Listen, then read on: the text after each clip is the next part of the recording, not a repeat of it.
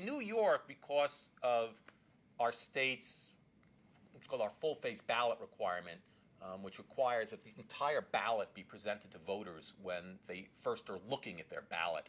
Our options are a little bit more limited in other states. And the two contenders are what's called direct recording electronic machines, or some people I call them as a computerized touchscreen, kind of like an ATM. The fancy ATMs, though, where you can touch the screen and can indicate your choice, as well as an optical scan system, which is kind of filling out the lotto thing, where you use a pencil and you mark by hand what your choices are on a piece of paper. And for disability access, you're able to use a terminal which presents all of the options to you, either via headphones or toggle switches or sip and puff, and it will print out the ballot for you. The difference is both of those technologies, including DREs, have all these wonderful interfaces, but the DRE at the end of the process registers and counts the vote. An optical scan, either by hand or with this ballot marker, prints out a paper ballot, which is then fed into a scanner. NYPIRG, for years, and I go back to the late 80s, we were calling for replacing our lever machines, has followed the process. And we have actually, about a couple of months ago, finally took a position over which of those technologies we favor.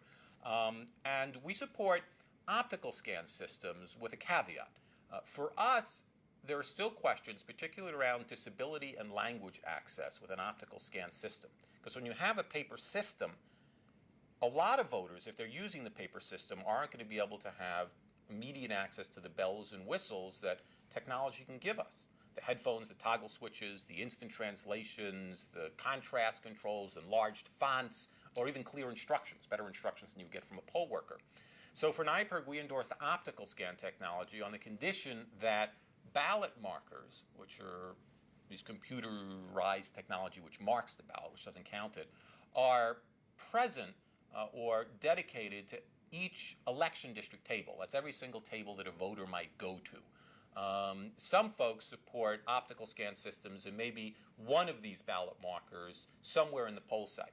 So you go to your table and then you have to maybe go wait on a separate line. We'd like to see a lot of ballot markers. We don't want to see voters segregated at poll sites. So you come in, you're either a voter with a disability or you're a voter who speaks Spanish and is entitled to your ballot in Spanish under the law here in New York, or you're a voter who just wants to use the terminal because it has all these great prompts and undervote protections and notifications if you're doing something wrong. We think it's not correct to take those folks and say, okay, you go over to the other side of the gym and wait on that line now, where you're self-identifying yourself as someone who might be a language minority or a voter with disability or anybody else, and also potentially subjecting yourself to longer lines. So for us, every voter at that table should have the choice. They can fill it out by hand if they want, but if they want to use a ballot marker, they should be able to do it there at their table.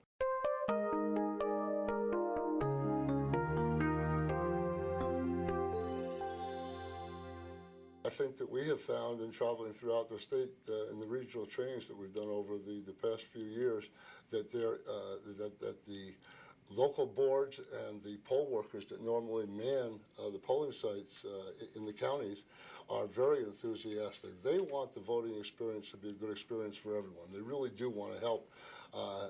Their difficulty is knowing exactly what it is that they should be doing.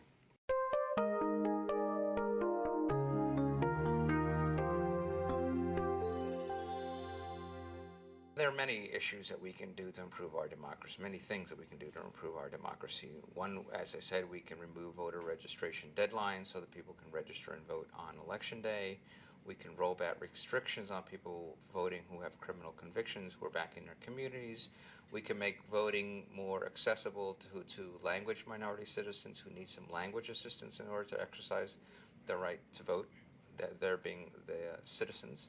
We can make polling places and the voting booth more accessible to people with disabilities, and we can eliminate the kind of dirty tricks that we see in election after election where there are organized campaigns to suppress voting by spreading misinformation and other means to try to dampen the votes of a candidate's opponents.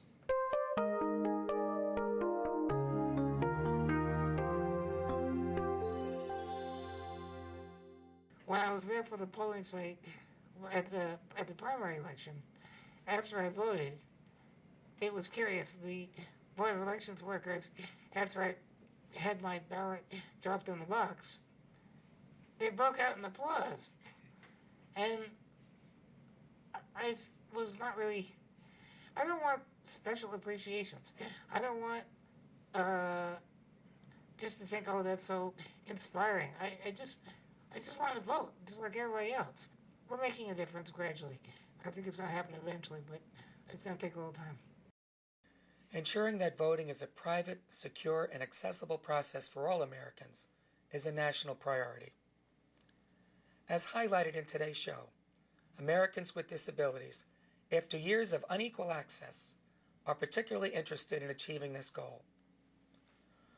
Although problems associated with technology, competing interest, public education, and voting processes are significant challenges, it is incumbent on all of us to be both vigilant and proactive in ensuring that everyone can get in to vote. On behalf of the co-sponsors of this program, thank you for watching another edition of Disability and the Law.